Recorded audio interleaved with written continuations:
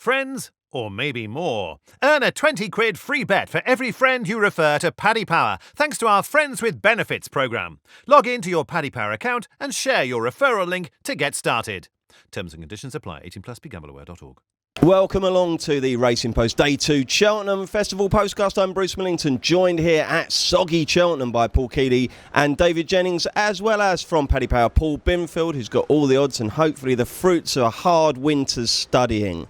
Okay, as you can see behind me, it is chucking it down before racing begins, so we can expect more soft terrain. We will see what that does for the guys' fancies, and we will take in all 7 races in chronological order, starting with the 1:30. It's the Ballymore Novices Hurdle and Binners. Give us a show of betting. Well, Bruce, we're 5-2 Champ, 100-30 Battle Over Doyen, 8-1 Brewing Upper Storm and City Island, 10-1 Beakstown and Sam's Profile, and it's 20-1 Bar. Okay, there's one rule for this postcast. I don't care what you've already backed, and I don't care what you thought in February, January or December, okay? I want to know what you fancy now at the prices we've got, okay? DJ, on you go. You're a Champ fan? No, I'm not. Champ will be the one I'm taking on in this race. I think he's very keen, a bit gassy. Battle Over Doyen, I think, is definitely going to turn out to be the best of these. Whether this is just a year too soon, this time next year we could be talking about him as an RSA winner. But I think he is the best horse in the race, and I prefer him to Champ, and he's a bigger price. So for that reason, Battle Over Doyen, I think, is the most likely winner. One at a double figure price. I did the previews for tomorrow, and I spoke to Mouse Morris already, and I got the impression that Mouse is very, very sweet on Sam's Profile. He's improved a lot since his run at Nace, where he was behind Battle Over Doyen, and he could be a sneaky one. No better man than Mouse to get them ready for the big day. He was a big talking horse in the preview night circuit. So Sam's Profile and Battle Over Doyen will be my two. Kills, like a lot of the novice races at this year's festival, because we've had the unusually good ground, the form hasn't really had a chance to develop, has it? Do you kind of feel like we don't quite know enough just yet? Well, yeah, it's one of those, isn't it? There's so many horses that just haven't run that many times, have we? I think Battle Over Doyen over hurdles only won twice, isn't it? You know what I mean? Might have won a Grade 1, but again, on good ground. All his form is on good ground. Soft might not be a negative, but it's another one that you just don't know about, you know? So yeah, it's very strange. I think that's, you know, I suppose that's why all the races are so open. You've normally got some red-hot favourites, haven't you? I'm with Dave here. I really like Sam's Profile's run behind Battle Over Doyen, because everything that could go wrong did go wrong. I mean, he was too keen early. He hit so many hurdles in the first half of the race. Only when they started to pick up that he probably started to jump. Then he got hampered coming around the bend. He's only beaten 2 3/4 lengths. Soft ground will definitely suit him. He's got some form on it, and he stays 3 miles. He was second to Derrin Ross the time before, over 3 mile. I think Derrin Ross will be winning the Albert Bartlett on Friday if it keeps up like this. Sam's Profile for me. What don't you like about Champ? I don't know, like Dave said, it can be keen, and you get these keen horses, and you know, they won't have been running on ground anywhere near as soft as this. I mean, if this carries on, the only word that will be in the going description will be heavy by Wednesday. So, you know what I mean, it's going to take an awful lot of getting, and whether we get it or not. Again, there's a couple of historical negatives as well. No Challow winner has ever won the race, and he's a 7-year-old. Only 2 horses of that age or older have ever won this race. Let's just hope it's on, by the way, Binners, because I mean the wind is going to be a massive problem, isn't it? I think it was 11 years ago we lost the Wednesday, didn't we? Let's hope it's on. You're not betting on that yet, are you? Well, I'm not sure about that, Bruce. Yeah, it was. Then we had about a 12-race card the following day, which was a bit of a grueler. It is absolutely horrendous here at the moment. So, well, let's hope it's on. Let's work on the basics it's on. Who do you like in the Ballymore? Well, I'm going to take on our Irish expert, David Jennings. Love taking him on. I'm going to go for City Island with another Irish horse, Irish trained horse, Martin Brazel. The sponsors love winning their own money. I'm not quite sure what he beat last time at Nace, Bruce, but I was very taken by the performance, and I think he's quite a big price. Okay, it's the Novice Chasers next. It's the RSA, and what's the latest from Paddy Power here, Binners? We're 15-8 Delta Work, Bruce. Then it's 130 Santini. Fantastic that he's made it, and top of the game on the same price. And it's 12-1 on the blind side, and we're 16-1 the rest. Keels, another head scratcher. Are you confident on this one? You know, I'm confident. You know, I'd have said a few weeks ago I think top of the game should be favourite, and I still probably do. But I mean, at the front of the market, they're all getting pretty tight now, aren't they? You know, I mean, and you know, he was second in the Coral Cup off a mark of 150. Only just got beat. Delta Work only just won the Pertemps off 139. So to my eyes, top of the game was a better hurdler. he probably should have beaten La Bagarre in a quarter-star novice chase at Kempton. If he hadn't ballooned the second last, I'm sure he would have done. So he's the one at the front of the market I like. But when you get weather like this, it just makes you want to have a look, doesn't it? You know. Right, coming in. What have you sussed down the bottom? I'm beginning, because I was going to back now McGinty for the 4 miler. I'm beginning to think about backing him for this because he likes soft ground. Some of his form is pretty good. It's not as good as the front 3. He does need to improve, but he's a massive price, and I might have a little each way on that. Binners, you got strong fancy? I have actually, Bruce. I really like top of the game. I understand Paul's reservations about the weather and etc. But I'm a big fan of Paul Nicholls in stable visits. When he bigs one up, he's been bigging up top of the game for a long time. Says it's a class horse. Paul may well be right. He might have beaten La Bagarre at Kempton if he hadn't ballooned that fence. And let's face it, the winner has franked the form in no uncertain terms in Ireland. Okay, and DJ. I might perhaps have backed a horse in this race at 12-1. That is a much shorter price now, but I actually don't fancy him now. I fancy top of the game. I think that this time next year we'll be talking about top of the game as a potential Gold Cup winner. I think he's got extraordinary potential to do what he did at Exeter and to be upsides Defi Desai over the second last. That was a hell of a run. I know he's a maiden over fences, but he traded at I think 1.24 in running against La Bagarre. Travelled all over her at a track he should have hated. I think he could just breeze around this place, and I have no doubt that ability wise he's the best horse in the race. He just needs to go and do it. Just do it. And if he does, I think he will win. And I think 130 is very, very fair. He'd be possibly my strongest fancy of the day. Okay, well, if you haven't backed the winner of the first 2, it gets harder. We've got the Coral Cup, real tricky one this. Binners, wide open betting. What's the latest? Well, we're 5-1 Eurodale. Good to see that one get into the race. And then it's 12-1 Far Class and Cracking Smart, along with Brio Conti and Canardier, and it's 14-1 Bar Bruce. And it's your go to go first. Okay, I'm going to go for Canardier for a small trainer in Ireland, Dermot McLaughlin. He's been backed at some very fancy prices with Paddy. It's his first go in a handicap. He's got an official rating of 141, which is so it's difficult to know whether he's well handicapped or not. But I think he's kind of got the profile for the race. Tell me about Dermot. Dermot who? Yeah. Dermot McLaughlin. What do we know about him, DJ? Really shrewd operator. Trains Vix Canvas, who ran so well in the Grand National a couple of times. Like a proper up and coming trainer that will potentially get horses from Gigginson or JP. I have no doubt. Canardier, the big worry I have for him is the ground. I think he needs better ground. He won here in October. I think he needs better ground. I'll tell you what I know first. Farcla, last year's Triumph Hurdle winner, worked in Navan last week, and it was the first time since last year that he really properly sparkled. I think a few of them in the stable got some fancy prices on Farcla here. So he's been the buzz horse. Eurodale is the most likely winner. He's a ridiculous price now, and for that reason I'm going to tip the top weight Wicklow Brave, who I put up in the paper a few weeks ago at a big price. I just think he's unexposed over this trip over hurdles. He's only actually, for a stayer on the flat, he's only actually ran beyond 2 miles once over hurdles. That was in the Hatton's Grace when he tried to take on Apple's Jade. I loved his run at Naas behind Aspor Dallin. I know he's got top weight, but Patrick Mullins gets on so well with him. And he won the county hurdle off 138. He's down to 153 now from being 160.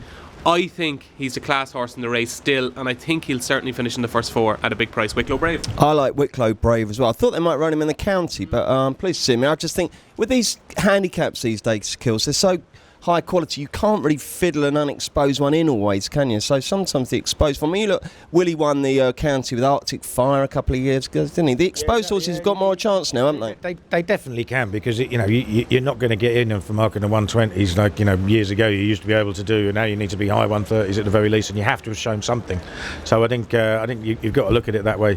2 I like on the British front are Brio Conti and Paul Nicholls. I know Nicholls put it up as his each way better the meeting at the Emirates the other day, and he wasn't expected to win at Ascot. They thought he really needed it, and you could almost say almost disappointed them because he's got a rise for that, but because he only just held on, he only weighs 4 or 5 pounds, and the way he travelled through the race tells you that he's a decent horse, and I think he's going to go very close. And the other one I like is Colin Tizard's lightly raced one called Highest Sun, who's a novice. Was 4-to-well dancer earlier in the season in a 2-mile handicap. Finally got off the mark on the softest ground he's raced on yet in Britain at Chepstow. Won very easily. Again, that's only 2 mile, but he's bred to want further. Looks like he wants further. And he was very impressive sole start in France when it was very soft. Okay, let's go to the race of the day. It's the Queen Mother Champion Chase. Takes place at 3:30, and the mighty Altior, the second best chaser in Britain on official ratings. Dear oh dear. He defends his crown and he's very, very short indeed, isn't he, Binners? He is indeed, Bruce. Yeah, 4-9 with Paddy, 4-1 Min, then it's 14 So Royal, 20 Politolog, and you can have 25 about the others. And give me a show without the Fav, because I think Min dominates almost as much as Altior does the main market. Yeah, almost as much, Bruce. 4-6 Min, and then we go 4 So Royal, 9 Politolog, 10 Bar. So yeah, and the Min does dominate that market. DJ, this is a race where a lot of people will just sit back and enjoy watching a magnificent beast. But tell me why I shouldn't just have an almighty straight forecast on Altior to beat Min. Yeah, you could argue, I know it sounds ridiculous, but you could actually argue, I know there was evens and a bit of odds against, but you could make a very valid case for Min being value at 4-6 without. Because it's funny, I think if Altior wasn't in the race, just say, and it was just your win betting, I think Min would be much shorter than 4-6, as people don't really get involved in these betting without markets, and you actually do get a little bit of value. It seems blatantly obvious that he's the second best horse in the race and they are miles clear of the rest. So if you are one for the shorties, it's unconventional, but this might be actually, as you say, one of the bankers of the week. I think it's very straightforward. I think Altior will win, I think Min will be second, and I think Politolog will be third. Well, Altior 1, Min 2 has been the story for the last 2 festivals, Kills. Do you think it will be again here? Yeah, I can't see any reason why it wouldn't. I mean, it would surprise me as much if Altior didn't win as if Min didn't come second. It's as simple as that. Like you can't say it's boring because they are 2 very, very good horses, and we're gonna watch a good race and a big performance. But the rest just aren't up to it. Can any try and sort out the others, because there'll be spread markets and match bets, and probably even without the front 2. I mean, if you had to go for a bronze medalist, who would you go for? I don't think it'd be Politolog. I'm just not convinced about him round here. I'm not sure he's run that well round here. So it might be Ordinary World, actually traded at a fairly short price last year in this race, going to 2 out or something. So I think he might run well. But he doesn't seem to quite get up the hill anyway, does he? DJ, I'll give you a quick shot at glory on the TriCast. Yeah, Politolog would be my idea of third. The unknown quantity is Hell's Kitchen, because he's a bit of an enigma. He's a bit of a headbanger. But if he did jump the first couple well, he could run well. But I think it's straightforward. I think Politolog is the third best horse in the race. OK, Binners, who do you like in the champion chase? Penalty kick for the Fav? Well, it probably is, Bruce. I can't be tipping up a 4-9 favourite, though, so I'm going to go for Min. As David says, the second best horse in the race. He won the Dublin Chase very easily, which is a Grade 1 contest in its own right, so maybe he might serve it up to Altior. OK, Paul's favourite race of the whole week is the cross country, but before he gets the chance to tell us who he fancies, we'll have a very quick break. Paddy Power Games has over 250 of your favourites to play online, and we're going to attempt to name them all in this 10-second ad before the T's and C's kick in. There's Blackjack, 18+, BeGambleAware.org. Welcome back. Let's look at the 4:10 now. The Cross Country and Tiger Roll, the horse who's won the Triumph, the Grand National. This and pretty much everything else is a hot favourite. How do you bet, Paul Binfield? Well, we make Tiger Roll 6-5 to roar in the cross country again, Bruce. 6 Auvergnat, 9 Josie's Orders, 10 Ultra Gold, and 12 Urgent de Grogan, who I believe you and David are quite keen on, and it's 16-1 bar. Hills, you don't dislike this quite as much as you used to, do you? No, it used to. But to be honest, it used to boil the pants off me. I think it's a good time to go to the bar. But I mean, how can you not love Tiger Roll? I mean, what a horse! Like he was here 5 years ago winning the Triumph Hurdle. And it's just amazing that he keeps coming back, and he just seems to be getting better. He won a Grade 2 hurdle last time at 25-1. Looked easily the best horse in the race. I mean, that's a massive career best for him over hurdles. After winning a Grand National, not many 4-milers would do that over 2-mile 5. So yeah, he's an amazing little horse. And is he value? I think he'll win. Yeah, so why? You know me, I don't tend to back at those short prices. I think Auvergnat might be a bit of a filthy each way, but I'd rather just back to watch Tiger Roll win. Where would Tiger Roll finish if he ran in the Gold Cup on Friday? I think he'd be in the top 5 or 6, definitely. Yeah. Interesting. Binners, have you got cross-country fancy? Well, I've got to go with the Paddy Power Chase winner, haven't I, Bruce? Nope, you can go with whatever you fancy, mate. OK, well, I'll go with the Paddy Power Chase winner then, Auvergnat. He won that at a huge price. Perhaps the blinkers made a difference that day. He's got them on again. And maybe they'll help him improve from his 2 fourths in the race the last couple of years. Maybe a dirty each way, as Paul says. Hope that little mention helps. You got your appraisal coming up soon, Binners? Yeah, it's coming up next week, so 2 mentions should get me an extra £5 next year, Bruce. Plus the fact you're very, very good as well, Binners. Right then, DJ, I've got a little sneaky fancy for the French horse who ran Tiger Roll reasonably close last year. I'll leave you to pronounce him, and let us know what you think of his chances. Yeah, Paul did an incredible job with the pronunciation there. Urgenta Gregain, yeah. If you just watch back the race last year, he travelled every bit as well as Tiger Roll to the home turn, and I backed it, and I thought coming down to the last he still had every chance. He's just a little bit of a weak finisher, but he comes here fresh, and at the prices he has to be the one for each way players, because I think he loves the cross country course. He's got form against Tiger Roll. Now the big worry for Tiger Roll is this time last year everybody was crabbing his chances because of the ground. It's going to be just as soft this time, and now I know he's proven that he handles it, but they were petrified last year coming into the festival, and that's why he drifted out to the price he did. He will probably win, but I would suggest back in Urgenta Gregain and also Hurricane Darwin each way. He's a kind of a horse that's it doesn't have the right profile. He's trained by Alan Fleming, who's had a poor season. Barry Connell can't do anything right in the last couple of years, but he's got good form against some of these horses at Punchestown. The stable had a double at the weekend, and he just might be one to sneak into a place along with Urgenta Gregain, so they would be my two against Tiger Roll. Okay, the penultimate contest on day 2 is the 450. It's the Boodles Juvenile Hurdle, better known as the Fred Winter. Wide open, Binners. Wide open, Bruce. 5-1 Band of Outlaws, 7 Lethal Steps, 8 Fine Brunello, 11 Chief Justice, my selection, and 14-1 Bar. And tell us why that is your selection. Well, I don't think Chief Justice last time wasn't quite good enough for Sir Eric, who heads the Triumph Market later in the week. Wasn't good enough for that, but before that his form stacked up very well. He was very consistent, and I think in the Fred Winter he must go there with a chance. DJ, have you got a clear fancy here? I do. I think the favourite is going to be extremely hard to beat, Band of Outlaws. When he won at Naas, Joseph O'Brien was interviewed after the race, and he thinks we're all Egypts, the press, because we asked him, Joseph, maybe Band of Outlaws for the Fred Winter, and stone-faced as hell, he said, would he get into it? Not only will he get into it, he's got top weight, and not only has he got top weight, he's very well handicapped off top weight, off a mark of 139. I think he could have at least 10 or 11 pound in hands.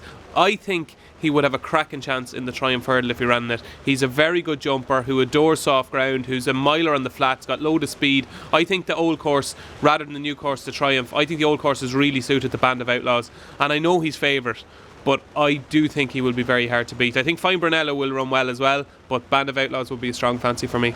Keels, I've heard you all winter spitting out tips and opinions on various races, but I can't remember you having a view on this race, so tell us who you like. No, because I think it's impossible, and I think you just look at the front two in the market here. Band of Outlaws by Fast Company, Lethal Steps by the Sprinter Lethal Force.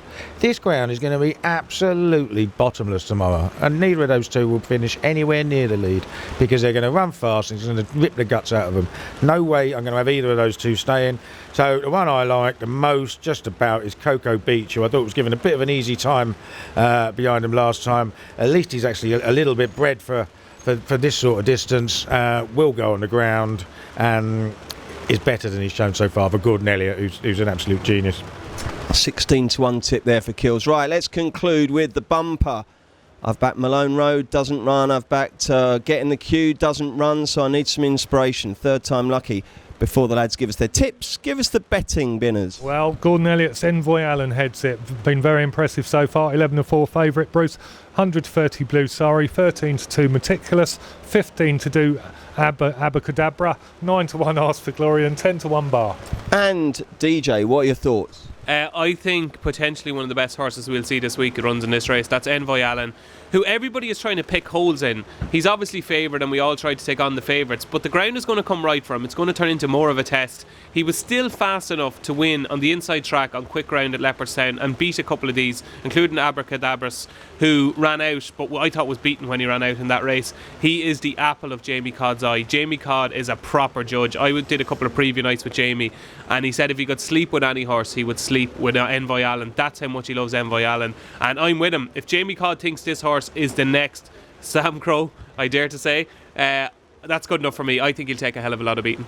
And that's based on the fact that he's a good horse, or the fact he's a good looking horse with a nice mane. Why is he so desperate to sleep with him? He just thinks he's got attitude, everything. He thinks he's the perfect racehorse. He thinks he gives you everything. He's not keen. He travels. He's beautiful to look at. He's a gorgeous specimen. He'd want to be for the amount he costs. But Envoy Allen, I'm pretty convinced he's going to win.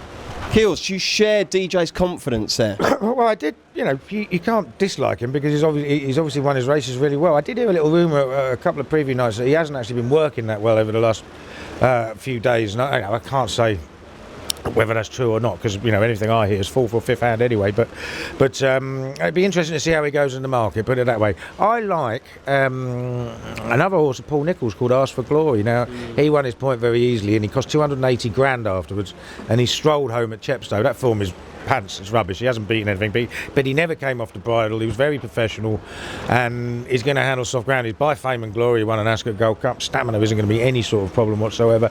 And Nicholls has only ever run one. He's only run one fancied horse in this race, and since 2008 or whatever. That was Alpha Off. He was second to Q Card. He's only had one other runner since. It was a 33-1 rag. This one there seems to be a little bit of confidence behind, and I'll have a go with him. Just one thing on Ask for Glory. I did a preview with Davy Russell at Naas after racing 2 weeks ago, and this market hadn't taken shape, and he said that Ask for Glory was the most impressive point winner he'd seen in the last 3 years in Ireland. So Who do you reckon's done more preview nights out of these two? It's quite a high-scoring contest, I think, isn't it? It is a high-scoring contest. I'll tell you what, Paul Keeley did the Emirates Stadium the other day, and I had to do one. I got 7 Kings in the East End, and I was telling them, no, Paul Keeley's not coming in, it's at the Emirates. 11 o'clock comes, in rushes Paul Keeley out of a cab. He did a double header. He can even do the double. Right, come on then, DJ. How many have you done? 12. Keels? See, that was my record last year. I've only done 8 this year, and I haven't got drunk at a single one of them either. Good man. Okay. Don't tell the tax man. Yeah, I don't believe that's even more amazing, isn't it? Now, who wins the bumper? Well, I'm going to go for Cascover each way for the Bon Viveur, Martin Mead. Yeah, listen, he's been running it against his flat horses. He'll have a little bit of a mark about how good he is. He finished second in the listed bumper here on, I think it was on New Year's Day. That's good enough form each way. I could see him filling a place, Bruce. Okay, right then. Best bet of the day, DJ. Top of the game, 210 RSA Chase. Good lad, time and everything. Nice and easy. Very customer friendly. Kills. I'm going to go Coral Cup, 250. High Sun, quite like that at a price. And Binners. I'm going to go top of the game, just like you lads at the Racing Post, for Paul Nicholls, the champion trainer. I think this is a machine. Which horse will you definitely not be backing? What's the last horse you'd want to back on day 2, David? Oh, Champ. Kills? Yeah, I think it'd be Champ as well, yeah. And Binners. Band of Outlaws. Okay, right, jolly good. Well done, lads. Thank you very much indeed. Right, about 3 inches of rain has fallen since we started talking. We haven't even had the wind yet, so fingers crossed everything goes okay for day 2. Assuming we haven't been blown away, we will be back tomorrow to look ahead to day 3, so do please join us for that. Here at Paddy Power, we're the home of the Money Back Special, with some incredible offers every single week. Check out the website or app today. Terms and conditions apply. 18+, begambleaware.org.